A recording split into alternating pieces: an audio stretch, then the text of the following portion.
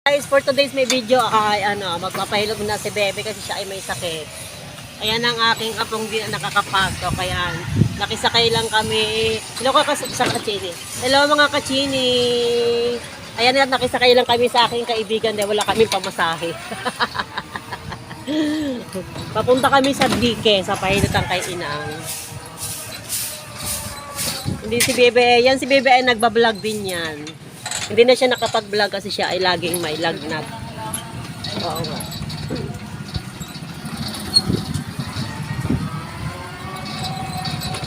Diba ang ganda ng apo ko, oh.